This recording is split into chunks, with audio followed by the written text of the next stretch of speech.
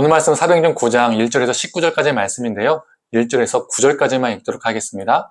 사울이 주의 제자들에 대하여 여전히 위협과 살기가 등등하여 대제사장에게 가서 다메섹 여러 회당에 가져갈 공문을 청하니 이는 만일 그 도를 따르는 사람을 만나면 남녀를 막론하고 결박하여 예루살렘으로 잡아오려 함이라. 사울이 길을 가다가 다메섹에 가까이 이르더니 호련히 하늘로부터 빛이 그를 둘러 비추는지라. 땅에 엎드러져 들음에 소리가 있어 이르시되 사울아 사울아 네가 어찌하여 나를 박해하느냐 하시거늘 대답하되 주여 누구시니이까 이르시되 나는 네가 박해하는 예수라. 너는 일어나 시내로 들어가라. 네가 행할 것을 너에게 이를 자가 있느니라 하시니 같이 가던 사람들은 소리만 듣고 아무도 보지 못하여 말을 못하고 서 있더라. 사울이 땅에서 일어나 눈은 떴으나 아무것도 보지 못하고 사람의 손에 끌려 다메섹으로 들어가서 사흘 동안 보지 못하고 먹지도 마시지도 아니하니라. 아멘. 아침 묵상을 들으시는 모든 성도님들에게 하나님의 은혜가 있기를 간절히 소망합니다. 오늘 본문은 우리가 잘 알고 있는 것처럼 바울의 회심 사건을 다루고 있습니다. 바울은 예수님 믿는 자들을 핍박하는 것이 하나님의 일이라 생각하며 절대적으로 믿었던 사람이었습니다.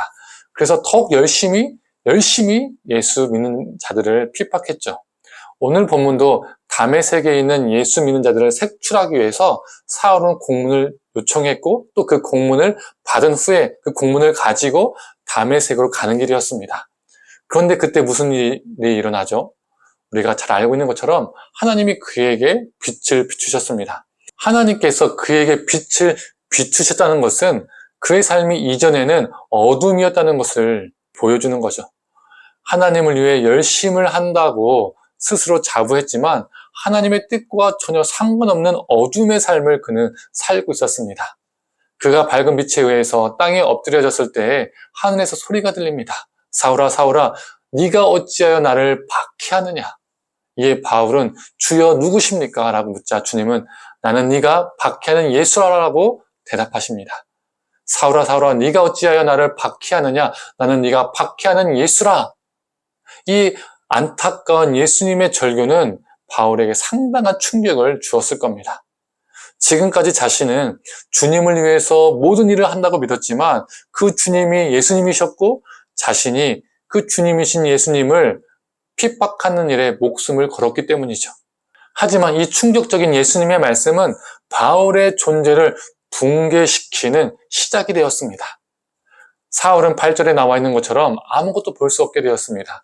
눈이 가려지게 된 것이죠. 즉 자신이 이전에 바라보았던 시각과 관점이 가려지게 된 것입니다. 다른 말로 하면 그에게 세상을 바라보는 시각을 교정할 수 있는 기회를 하나님이 주신 겁니다. 예전의 시각, 예전의 눈을 버려라. 그리고 새로운 눈을 가져라 하는 것이죠. 바울은 이 사건을 어떻게 받아들이냐에 따라서 그의 미래는 달라지게 되는 겁니다. 우리 삶도 마찬가지입니다. 지금까지 내가 옳았다고 믿어왔던 그것들이 어느 순간 도전받게 되는 시점이 있습니다. 내가 고수했던 가치관과 경험이 도전받게 되는 그 순간이 있습니다. 그때 회개할 것인가? 아니면 지금까지 살아왔던 것을 고집하며 고수하며 살 것인가? 우리는 결단해야 됩니다. 바울은 식음을 전폐하며 결단해야 했습니다. 바울의 식음을 전폐할 때에 하나님은 또 다른 사람을 만나시고 계셨습니다. 그 누구죠? 아나니아였습니다. 환상 중에 주님이 아나니아를 부르십니다. 그리고 그의 대답은 무엇입니까? 아나니아야 부르시니까 그의 대답은 주님, 내가 여기 있습니다. 이 아나니아의 대답은 지금 누구의 대답과 대조가 됩니까? 예수님께서 사울아 사울아 부를 때 바울은 주여 누구십니까? 라고 대답했습니다. 예수님을 인격적으로 만나기 전 바울은 주님이 누구인지 몰랐습니다. 주님을 위해서 일한다고 믿어왔지만 실제로 자신의 삶의 주인이 누구인지 몰랐던 겁니다. 반면 주님께서 아나니아야 라고 부르니 아나니아는 주님 내가 여기 있습니다 라고 대답했습니다. 아나니아는 자신의 삶의 주인이 누구인지 바로 알았습니다. 내 뜻을 하나님의 뜻으로 착각하며 열심을 부리면 바울처럼 정말 내 삶의 주인이 누구인지도 모르게 됩니다. 실제로 내가 내 삶의 주인으로 사는 것이죠. 성도님들, 우리 주님 앞에 우리의 반응이 아나니아와 같기를 소망합니다. 우리 삶의 주인이 누구인지 바로 알고 그 부르심 앞에 주님, 제가 여기 있습니다 라고 고백하는 저와 성도님들 되기를 소망합니다. 하나님은 먼저 사울과 아나니아를 각자 만나셔서 결국 그 두 사람을 만나게 하십니다. 두 사람을 연결시키셨죠. 아나니아는 바울에게 안수했고 성령이 임하셨으며 즉시 사울의 눈에서 비늘이 벗겨졌습니다. 보게 되었습니다. 이게 무엇을 말해줄까요? 그의 가치관, 세계관의 전환이 이루어졌다는 것을 보여줍니다.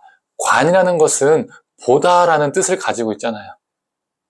이전에 세상을 바라보았던 시각이 예수를 통해서 새롭게 되었음을 의미합니다. 바울은 이제 주님이 주신 새로운 눈으로 세상을 바라보고 세상을 위해서 살게 되었습니다. 우리 믿는 사람들은 예수님을 통해서 세상을 바라보는 시각이, 관점이 달라지는 존재입니다. 예수님을 통해서 우리의 가치관과 세계관의 전환이 이루어지는 존재이죠. 그런데 예수님을 믿는다고 말하면서도 여전히 이전에 가지고 있던 가치관, 세계관으로 살아가는 사람들이 있습니다.